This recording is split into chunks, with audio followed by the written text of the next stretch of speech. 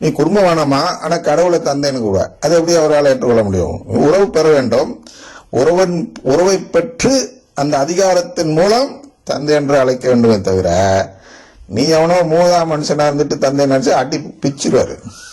உறவு வேண்டாம், ஆனா கடவுளை தந்தைன்னு அழைக்கிறீங்க, பாட்டு பாடுறீங்க. உதாரணத்துக்கு இந்து மதத்தை பார்த்தீங்கன்னா தேவாரம் போன்ற பாடல்கள் எடுத்து பார்க்கும் பொழுது அப்படியே உருக்கமா இருக்கும். என்ன உருக்கமா இருக்கும்? கடவுளை பத்தி சும்மா பிச்சு பிணைஞ்சு எடுத்திருப்பார்கள். அவ்வளோ அன்பு வெளிப்படுத்தக்கூடிய வார்த்தைகள் அதில் இருக்கும்.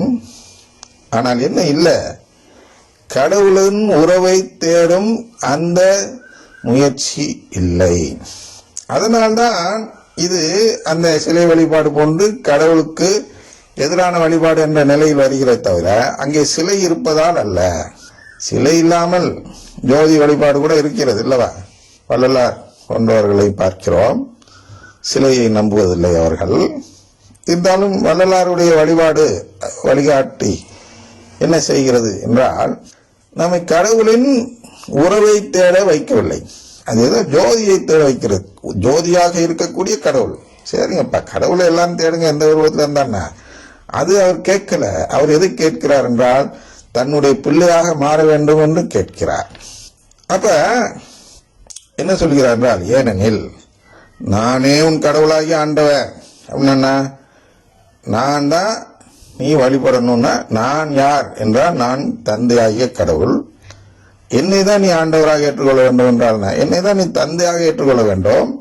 தந்தையாக ஏற்றுக்கொண்டால் தான் நான் சொல்வதை நீ செய்கிறாய். தந்தையாக ஏற்றுக்கொள்ளவில்லை என்றால் நீ என்ன செய்கிறாய்? எனக்கு துரோகம் செய்கிறாய், என்னை வெறுக்கிறாய் என்ற நிலைப்பாடு எடுக்கிறாய். அதனால சொல்கிறார், வேற்று வழிபாட்டை சகிக்காத இறைவன் நான். சரியா? அதனால் அந்த தெய்வ வழிபாடு என்பது ஒரே வார்த்தை, அதாவது ஒரே கருத்து, ஒரே இதுக்கு அந்த வழிபாட்டுக்கு உள்ள ஒரு வரையறை காட்டி வழிகாட்டுள்ள தன்மையை வெளிப்படுத்துகிறார். வழிபாட்டுனா தெய்வத்தை வழிபடுகிறோம். ஆனால் வேற்று வழிபாட்டை சகிக்காத இறைவன், வேற்று தெய்வத்தை சகிக்காத இறைவன் சொல்லல. அவங்க அதுதான் எல்லாரும் கொண்டு வர பார்க்கிறார்கள். வளமையினர் செய்த நம்பிக்கையோடு என்ன செய்ய பார்க்கிறார்கள் என்றால், வேற்று தெய்வங்களை நம்பாதே அல்லப்பா, வேற்று வழிபாட்டை செய்யாதே, அதை நான் சகித்துக் கொள்ள மாட்டேன். அதை எப்படி பார்ப்பேன்? என்னை வெறுப்பவர் அன்று பார்ப்பேன். என்னை வெறுக்கும் மூதாதையின் தீச்செயலுக்காக 3ஆம் 4ஆம் தலைமுறை மட்டும் பிள்ளைகளை தண்டிப்பவன். மாறாக 10 பாருங்க வழக்கம் சொல்றார், என்ன செய்ய வேண்டும்? மாறாக என் மீது அன்பு கூர்ந்து என் கட்டளைகளை கடைபிடிப்போருக்கு. கடவுளின் கட்டளை எது? இந்த 10 கட்டளை எடுக்கக்கூடாது. கடவுளின் கட்டளை என்ன என்றால், நீ என் குடும்பத்தை விட்டு நீங்க கூடாது. தொடக்க நூல் 2:17. அதுதான் கடவுளிட்ட முதல் கட்டளை. இன்று வரை உள்ள அதே கட்டளை, தீர்ப்பு நாள் வரை நமக்கு இருக்கக்கூடிய அதே கட்டளை. அதான் கடவுள் நமக்கு கொடுக்கும் கட்டளை. நீ என்னைக்கு இந்த சாவுத்தரும் கனியை புசிக்கிறாயோ அன்று என் குடும்பத்திலிருந்து விலகி விடுவாய். அது ஒன்றுதான் இன்று என்ன சொல்கிறார் என்றால், நீ என்றைக்கு வாழ்வு தரும் கனியை புசிக்கிறாயோ அன்று என் குடும்பத்தில் சேர்பவர் என்ற கணக்கில் வருவாய் அப்படின்னு 2 விதமான செயல் மூலமாக நம்மை அவர் தேர்ந்தெடுக்கிறார். இவ்விரண்டை விட்டு வேற எந்த முறை வந்தாலும் அது எதில் வரும் என்றால், ரோமையர் 10 வரக்கூடிய அந்த செயல். என்ன செயல் என்றால், அவர்கள் தங்கள் முயற்சியாலேயே கடவுளுக்கு ஏற்பவர்கள் ஆக முயல்கிறவர்கள். ஆகவே அவர்கள் கடவுளின் செயல்முறைக்கு தங்களை உட்படுத்திக் கொள்ளாதவர்கள் என்ற நிலைப்பாட்டுக்கு வந்துவிடுகிறது. அது சிலை வைத்திருந்தாலும் சரி, வைக்கலனாலும் சரி. சிலையை குடித்து இருக்கிறது யாரு? சாத்தான். ஏன்? அத மக்களை ஏமாத்தலாம். என்ன ஏமாத்தலாம்?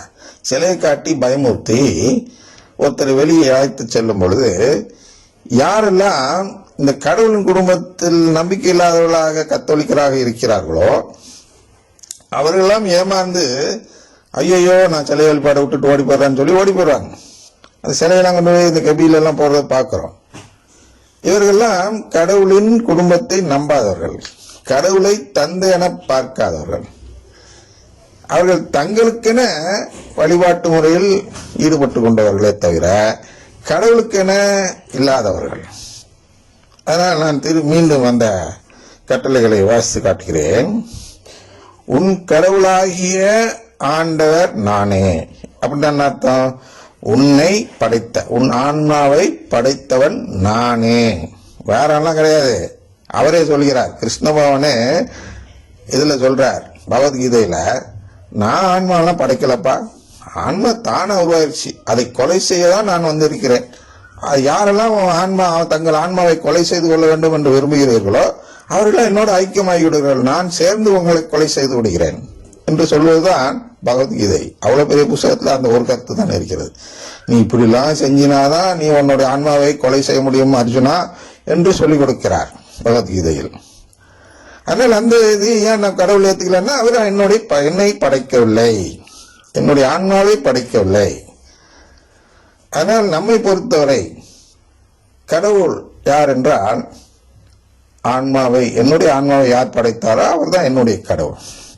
அவர்களை பொறுத்தவரை கடவுள் யார் என்றால், யாரெல்லாம் அவர்களுக்கு உதவி செய்கிறார்களோ அவர்கள் எல்லாம் கடவுள். அதனால்தான் ஆயிரக்கணக்கு கோடிக்கணக்கில் கடவுள் இருக்கிறார்கள். ஏன்னா கோடிக்கணக்கான நபர்கள் ஒருத்தர் உதவினால்தான் ஒருத்தர் உயிர் வாழ முடியும். உண்மைதான், நமக்கும் 1000 பேர் நமக்கு உதவி செய்கிறார்கள். ஆனால் நாம் அவர்களை எல்லாம் உதவி செய்பவர்கள் என்றுதான் பார்க்கிறோமே தவிர கடவுள் என்ற அந்தஸ்து அனைவருக்கும் கொடுப்பதில்லை. அதான் இதுதான், உன் கடவுளாய் ஆண்டவர் நானே, அடிமைத்தன வீடாகிய எகிப்து நாட்டிலிருந்து உன்னை புறப்படச் செய்தவர் நானே.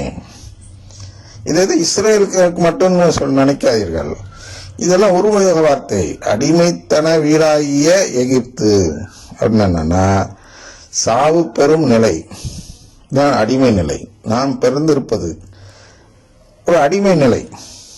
அடிமை ஓமை சொன்னேன் அல்லவா, அடிமை ஓமை ஒன்று இருக்கிறது. சென்ற கூலி ஆட்களுள் ஒருவனாக என்ற வசனம் பார்த்த பொழுது லூக்கா 17:7-10, லூக்கா 12:37 பார்த்தோம். அதுல அடிமை வயலுக்கு சென்று உழுதுட்டு வரும் பொழுது எந்த ஒரு எஜமானனாவது அடிமையை தனக்கு நிகராக மேஜையில் அமர செய்தோ அல்லது தான் சென்று அவனுக்கு பணிவிடை செய்வது நிலைக்கோ எந்த எஜமானும் அடிமையை அமரச் செய்வதில்லை. ஆனால் நான் செய்கிறேன் என்று அங்கே கடவுள் சொல்வதை பார்க்கிறோம் அந்த ஓமையில். அதான் சம அந்தஸ்து கொடுப்பது என்றால் நம்ம எல்லாம் தத்தெடுப்பது, ஃபீல்கள் தத்தெடுப்பு.